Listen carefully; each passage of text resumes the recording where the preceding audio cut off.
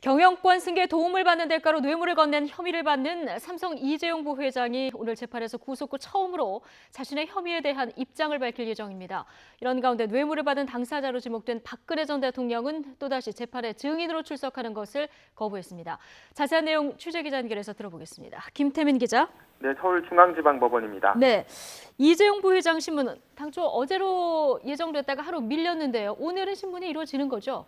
네, 앞서 법원은 삼성 이재용 부회장의 피고인 신문을 어제로 계획했습니다.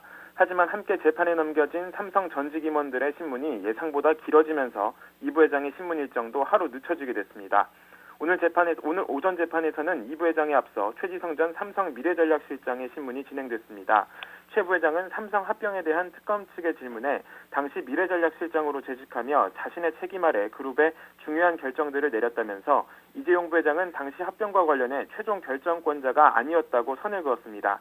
뿐만 아니라 승마 지원 요구에 대해서도 당시 최순실 씨의 딸 정유라 씨에 대한 지원을 뜻하는지 몰랐다고 말했습니다. 이처럼 그제와 어제에 이어 오늘도 삼성의 전직 임원들은 이 부회장의 경영권 승계와 승마 지원 사이의 대가 관계를 부인하는 취지로 답변을 이어가고 있습니다. 최 부회장의 신문이 끝난 후에는 마지막으로 이 부회장의 신문이 진행될 예정인데요. 지난 2월 구속된 이후 처음으로 자신의 혐의에 대한 입장을 밝히는 만큼 이 부회장의 발언에 관심이 쏠리고 있습니다. 박근혜 전 대통령 오늘 재판에 증인으로 채택이 됐는데요. 증인 출석도 거부를 했다고요? 네, 오늘 재판에 앞서 특검 측은 법원으로부터 구인장을 발부받아 또 한 번 박근혜 전 대통령을 법정에 데려오려고 시도했습니다. 박 전 대통령이 비선 실세인 최순실 씨와 함께 삼성으로부터 뇌물을 받고 경영권 승계에 도움을 지시한 당사자인 만큼 법정에서의 증언이 반드시 필요하다는 판단에서입니다. 이 때문에 특검은 오늘 아침 8시 20분쯤 양재식 특검보를 서울구치소로 보내 강제 구인을 시도했지만 또다시 불발에 그치고 말았습니다. 박 전 대통령이 또다시 건강상의 이유로 출석을 거부한 건데요. 지난달 19일에 이어 두 번째로 강제 구인이 실패로 돌아가고 말았습니다.